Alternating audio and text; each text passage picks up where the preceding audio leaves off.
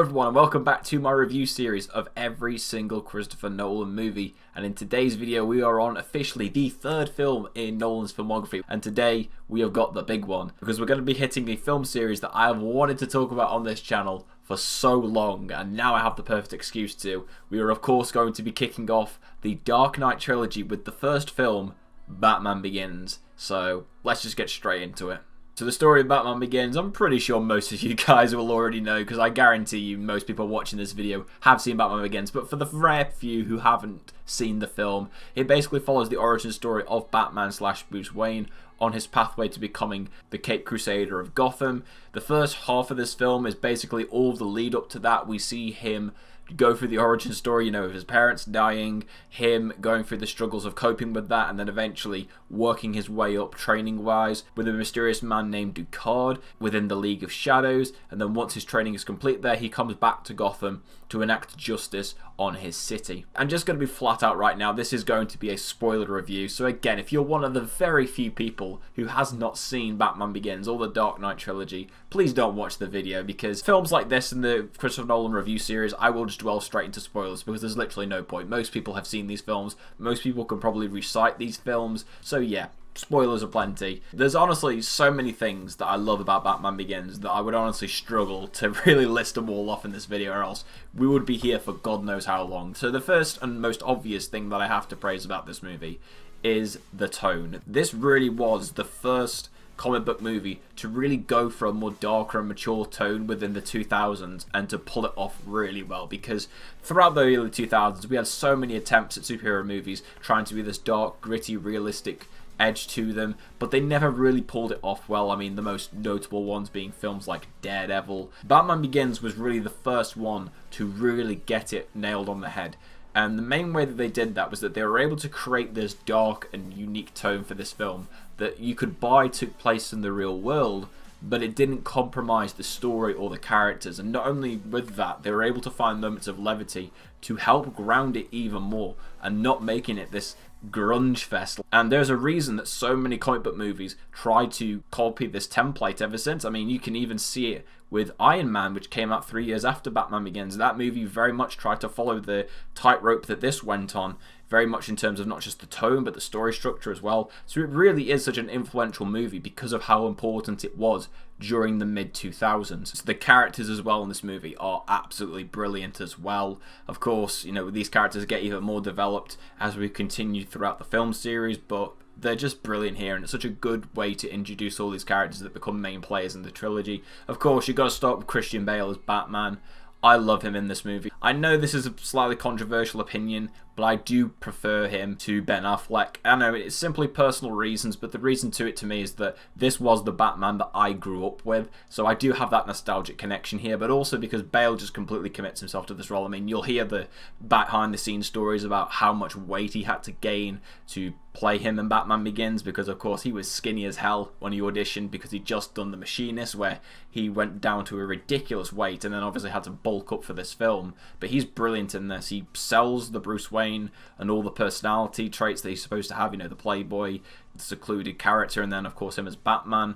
He just embodies all those characters so well, and I mean, you just expect that from Christian Bale because he is such a terrific method actor. You've got Michael Caine as Alfred, fantastic, really enjoy his character.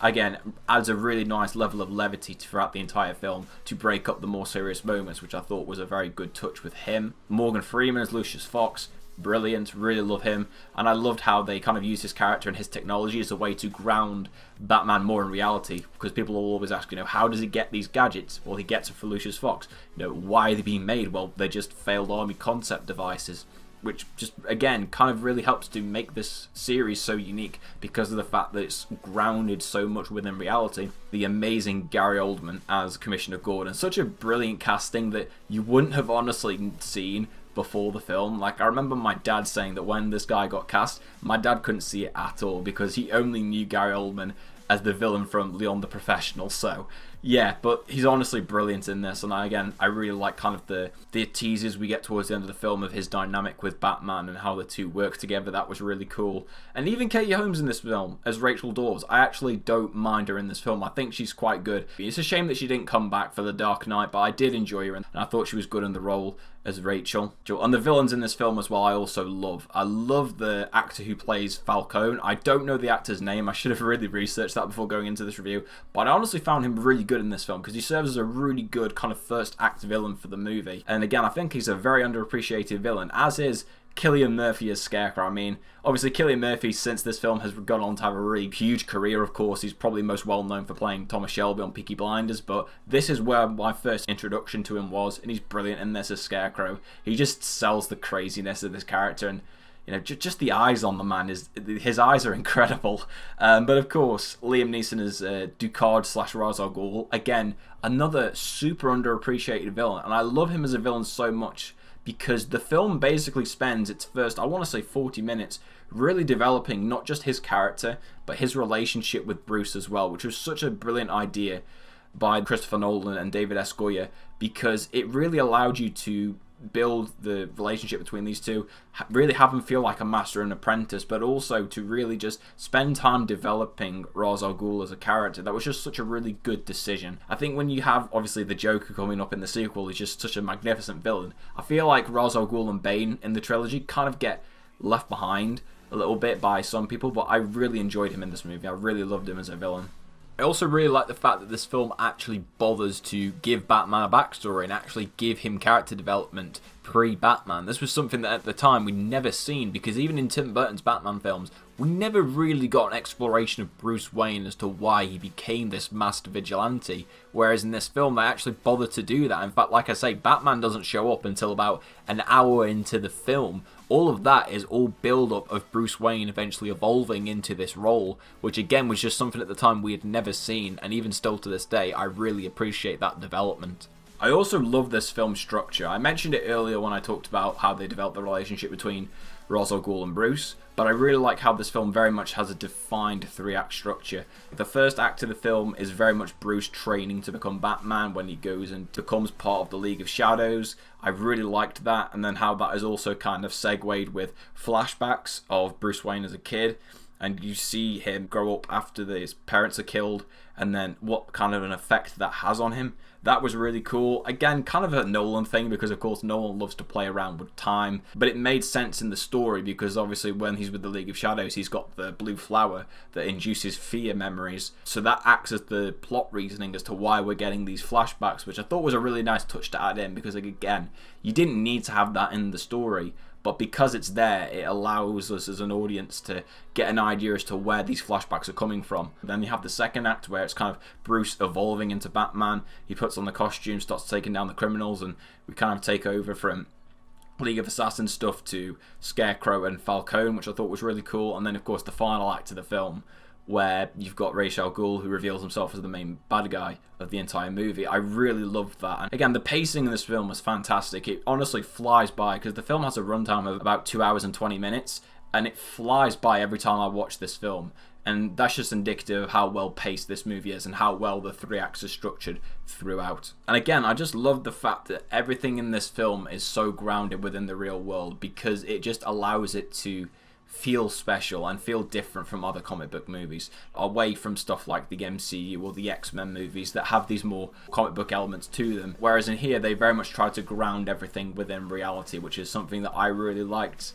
And again, it just helps to make it stand out. Another thing I love about this movie as well is just the entire theme of fear throughout the whole film, because that is very much the thing that underpins everything. The fact that Scarecrow uses fear on his victims, the League of Assassins use fear within their enemies as a way of overcoming that and then turning it into a weapon. That's just very much the underlying thing throughout the whole film. Even with Carmine Falcone, he has Gotham under his control simply through fear, and again, it's something that underpins the whole film. Bruce is afraid of bats, he has to overcome that, and then he becomes Batman because bats are his fear, and he decides that he has to unleash his fear onto his enemies. It's just such a great motif to have underlying throughout the whole film, because the other two films after this as well have their own themes that carry on throughout the whole film.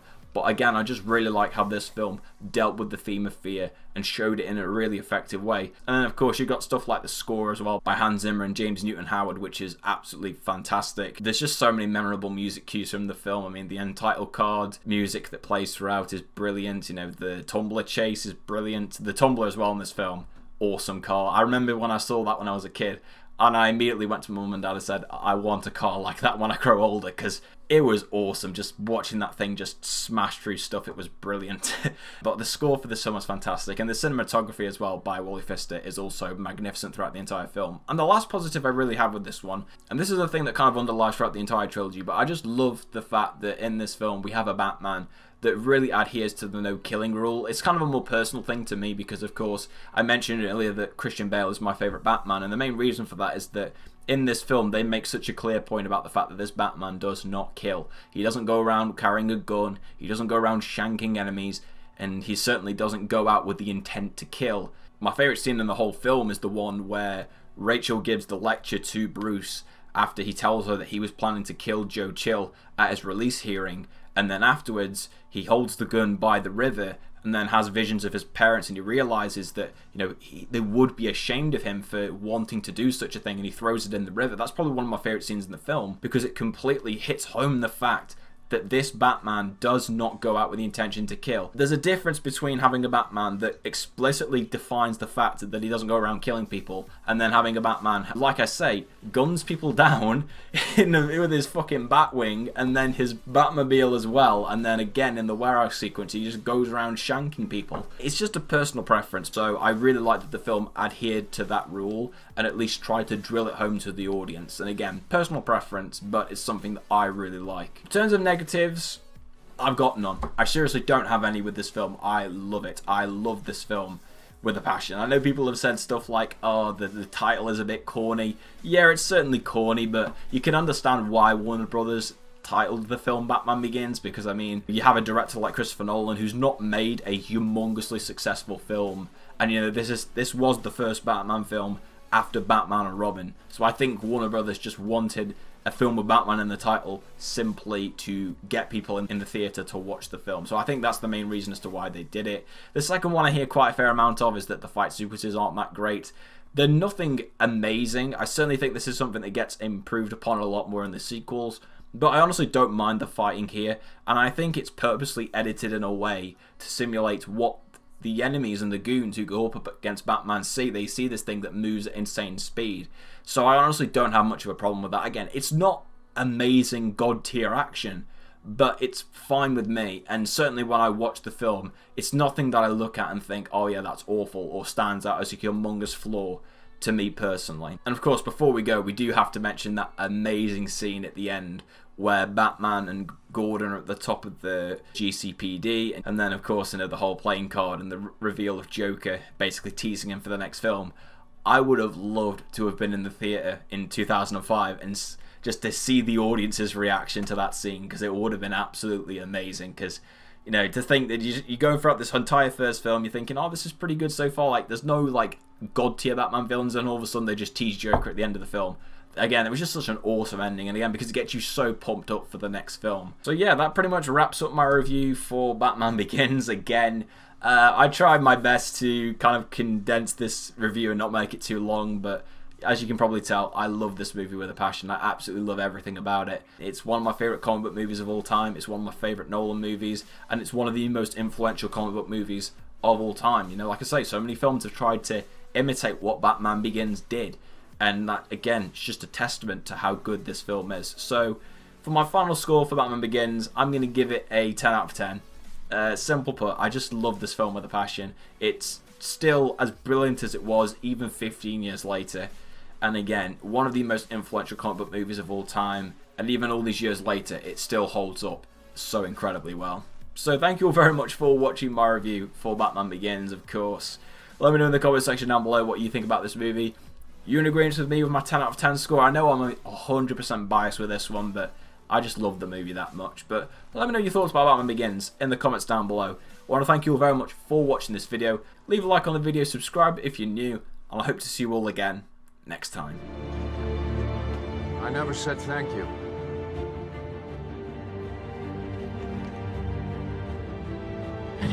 have to.